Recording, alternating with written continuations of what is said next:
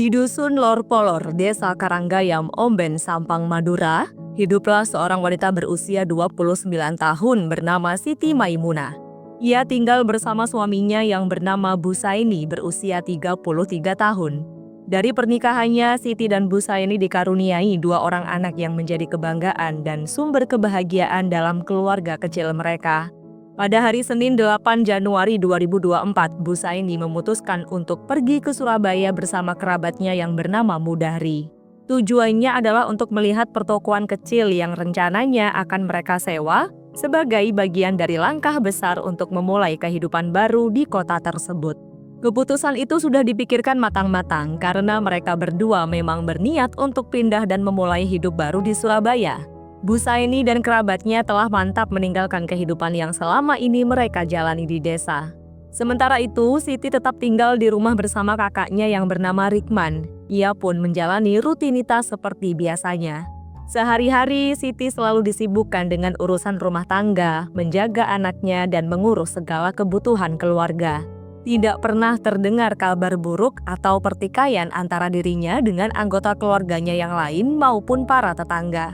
Keesokan harinya, pada tanggal 9 Januari 2024 sekitar pukul 3:30 pagi, rumah yang biasanya tenang mendadak riuh dengan suara gaduh. Rikman pun terbangun dan merasa ada yang tidak beres ketika mendengar suara teriakan dari kamar Siti. Dengan langkah kakinya yang tergesa-gesa, ia menuju ke kamar adiknya tempat suara itu terdengar.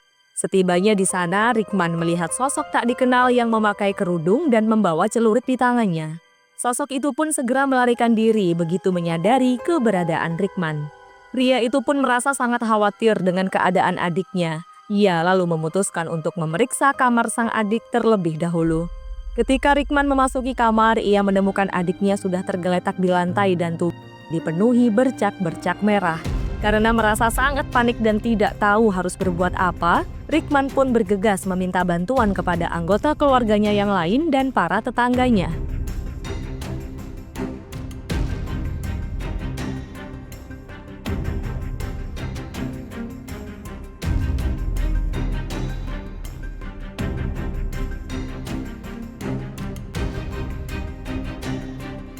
Setelah itu, pihak keluarga dibantu oleh warga sekitar membawa korban ke Puskesmas Omben untuk mendapatkan perawatan. Namun, meski upaya medis telah dilakukan secepat mungkin, keadaan Siti sudah terlalu parah akibat banyaknya cairan merah yang hilang dari tubuhnya. Luka yang diderita oleh Siti juga sangat serius. Terdapat 6 luka robek pada lengan kanan, paha kanan, lutut belakang, hingga pergelangan tangan kiri. Luka ini menandakan tentang serangan barbarian yang telah dialami oleh Siti. Tim medis lalu menyatakan bahwa korban meregang nyawa sebelum sempat menerima pertolongan. Dokter yang menangani Siti juga menyatakan bahwa ibu 2 anak itu sudah kehilangan nyawa sebelum tiba di puskesmas.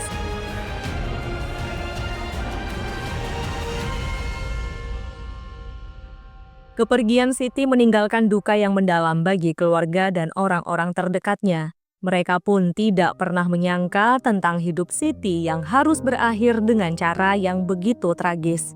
Berita mengenai kepergian Siti dengan cepat beredar luas. Busaini yang masih berada di Surabaya segera diberitahu tentang istrinya yang telah meregang nyawa dengan cara yang begitu mengerikan. Ketika mendapat telepon dari keluarganya, Busaini hampir tidak percaya dengan apa yang telah menimpa Siti. Informasi itu begitu mengejutkan hingga membuat pria itu terdiam sejenak dan tidak tahu harus berbuat apa. Dalam kebingungannya, Busaini bergegas pulang ke kampung halamannya. Rencananya yang semula akan kembali ke Madura dengan sepeda motor terpaksa dibatalkan. Mudahri yang menemani Busaini di Surabaya melihat dengan mata kepalanya sendiri betapa paniknya pria tersebut. Mudahri lalu mengajak Busaini untuk pulang bersama dengan menaiki sebuah mobil demi menjaga keselamatannya. Sesampainya di rumah, Busaini langsung menuju ke Puskesmas Omben. Begitu sampai di Puskesmas, Busaini tidak bisa menahan tangisannya saat melihat tubuh istrinya yang sudah terbujur kaku. Kepedihan yang begitu dalam membuatnya sempat tak sadarkan diri saat keluar dari Puskesmas. Busaini pun segera dibopong ke dalam mobil oleh anggota keluarganya. Sampai di rumah duka, suasana penuh haru tak bisa terbendung lagi. Para tetangga juga sudah berkumpul untuk menunggu kedatangan almarhumah Siti.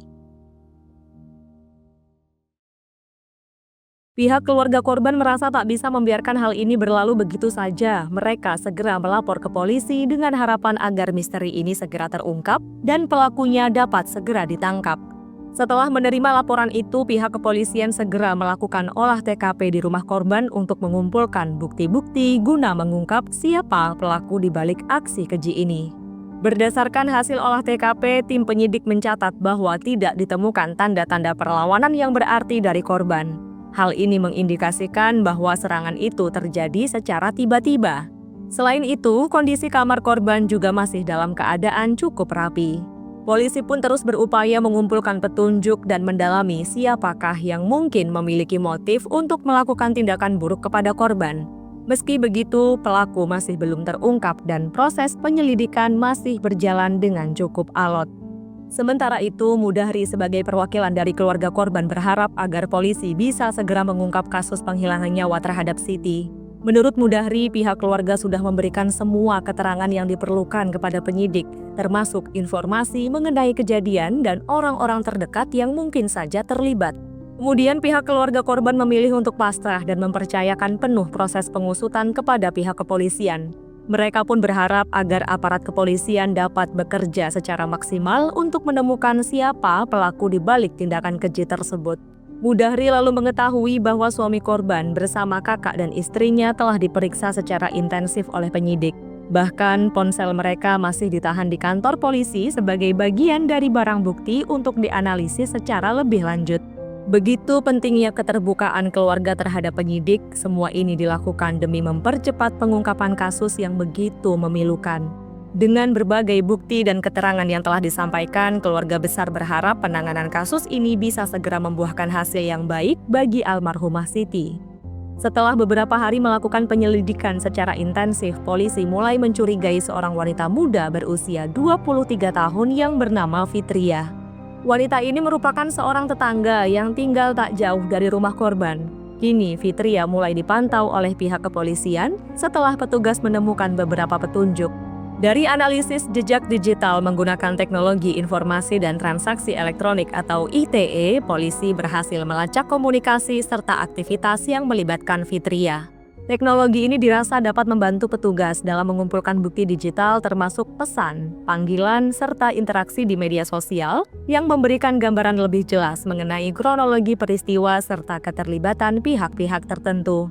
Kombinasi antara teknologi ITE dan keterangan saksi-saksi di lapangan akhirnya memperkuat dugaan bahwa Fitria adalah pelaku utama dalam kasus ini. Dari sini penyelidikan pun semakin terarah hingga polisi yakin bahwa Fitria adalah sosok yang perlu diinterogasi secara lebih mendalam. Pada hari Senin tanggal 15 Januari 2024, polisi bergerak cepat ke rumah Fitria. Wanita itu pun segera ditangkap oleh petugas. Saat proses penangkapan sedang berlangsung, Fitria hanya bisa pasrah dan tidak melakukan perlawanan.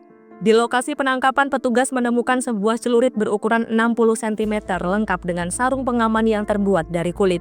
Dua barang bukti ini diduga kuat digunakan untuk menyerang Siti hingga wanita itu kehilangan nyawanya. Menurut keterangan Kasih Humas Polres Sampang yang bernama Ibda Sujianto, celurit itu diduga dipakai berulang kali oleh Fitria dalam aksi kejinya. Setelah berhasil menangkap Fitria pada tanggal 15 Januari 2024, polisi segera memulai pemeriksaan untuk mengungkap detail kejadian yang menimpa Siti. Berdasarkan pernyataannya, Fitria mengaku bahwa ia telah menyusun rencana ini sejak 2 hari sebelumnya. Dari hasil pemeriksaan polisi, Fitria menjelaskan bagaimana ia merencanakan aksinya dengan sangat hati-hati dan terencana. Menurut keterangan Kasat Reskrim Polres Sampang yang bernama AKP Sigit Nursio, Fitria sengaja mengambil sajam milik saudaranya dan menyimpannya untuk menghabisi nyawa ibu 2 anak tersebut. Lalu ia datang ke rumah Siti saat orang-orang sedang terlelap, yakni pada waktu dini hari. Saat itu kondisi rumah Siti sedang sepi. Fitria pun masuk dengan tenang lewat pintu belakang dan memastikan bahwa tidak ada saksi mata yang melihatnya. Begitu berada di dalam kamar korban, Fitria mendekati Siti yang sedang tertidur lelap dan langsung melancarkan serangannya. Tanpa ampun, ia menghajar Siti dengan celurit yang dibawanya secara terus-menerus. Serangan itu berlangsung begitu cepat dan berhasil melukai beberapa bagian tubuh Siti, hingga bercak-bercak merah pun memenuhi tempat tidurnya. Setelah itu, Fitria segera melarikan diri dan berusaha menghilangkan jejaknya dengan sangat cermat. Wanita berusia 23 tahun ini membersihkan sajam yang digunakannya untuk menghabisi nyawa Siti dengan secepat kilat. Ia pun langsung mengembalikan benda itu ke tempat semula dalam upaya untuk mengelabui pihak keluarga korban dan petugas kepolisian. Tidak hanya itu saja, wanita ini juga membuang baju yang dipakainya saat kejadian ke semak-semak di belakang rumahnya untuk menghilangkan jejak. Langkah-langkah yang dilakukan oleh Fitria menunjukkan bahwa tindakannya itu telah dipersiapkan dengan sangat matang. Dalam upaya menyempurnakan aksinya, Fitria tampak berusaha bersikap biasa-biasa saja. Ia bahkan terlihat menghadiri pemakaman korban tanpa menunjukkan gelagat yang mencurigakan. Sifat tenang yang diperlihatkan Fitria membuatnya sempat luput dari kecurigaan warga sekitar. Bahkan menurut penuturan beberapa saksi, si pelaku tetap aktif di media sosial beberapa hari setelah insiden itu. Namun berkat ketelitian polisi dalam mengumpulkan bukti, tindakan yang dilakukan Fitria akhirnya dapat terungkap. Penyelidikan lebih lanjut mengungkapkan bahwa perbuatan Fitria didorong oleh satu alasan yang lebih dalam yang akhirnya menjadi titik awal terungkapnya motif di balik tindakan barbarnya. AKP Sigit mengungkapkan bahwa selama 2 tahun terakhir Fitria menjalin hubungan gelap dengan Busaini, suami korban. Keduanya menjalin hubungan dengan sangat rapi hingga tak ada seorang pun yang mengetahuinya. Namun segalanya mulai berubah ketika Busaini memutuskan untuk pindah ke Surabaya. Perasaan Fitria menjadi terguncang, terutama ketika ia mulai merasa bahwa hubungannya dengan Busaini dapat segera berakhir. Si pelaku yang masih lajang dengan penuh harapan meminta Busaini untuk memilih antara dirinya atau Siti. Namun Busaini dengan tegas memilih tetap bersama sang istri dan memutuskan pindah ke Surabaya, sekaligus mengakhiri hubungan terlarangnya dengan Fitria.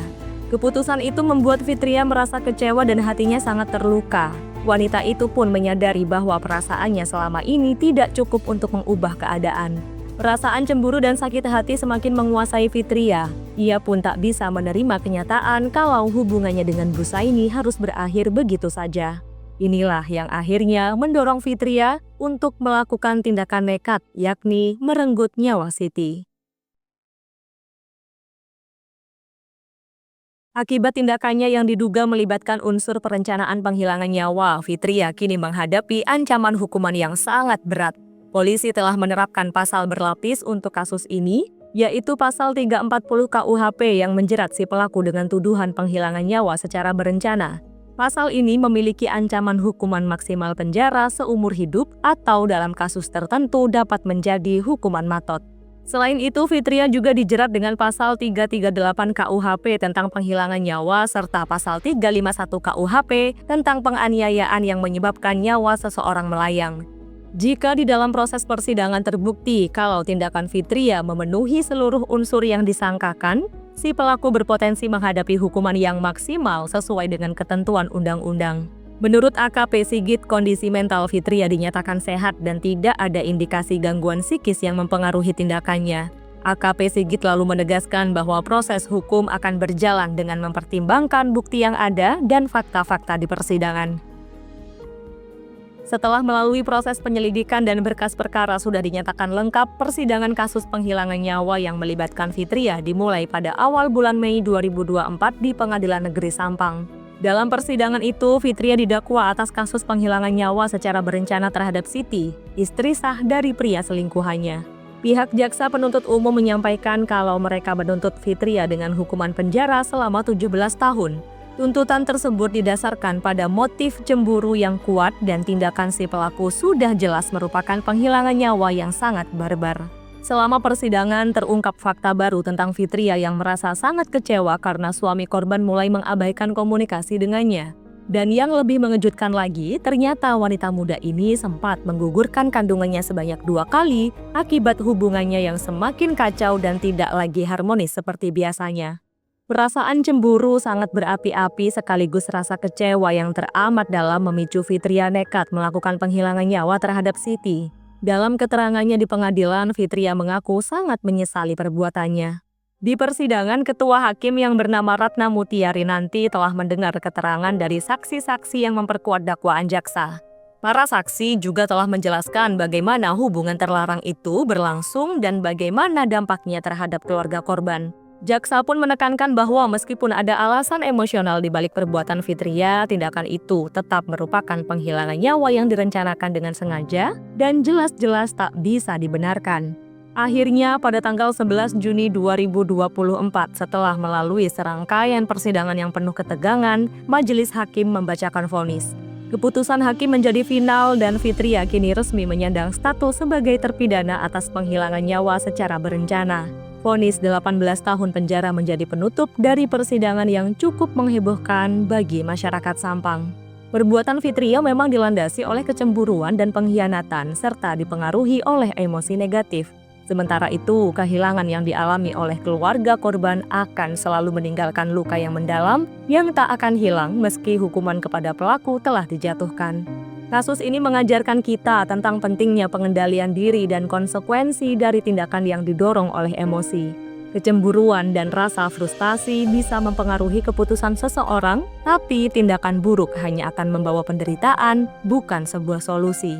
Vonis yang dijatuhkan kepada Fitria meskipun dirasa tak cukup memuaskan bagi keluarga korban, tapi sudah bisa mencerminkan bahwa setiap tindakan yang salah membawa konsekuensi yang harus dijalani.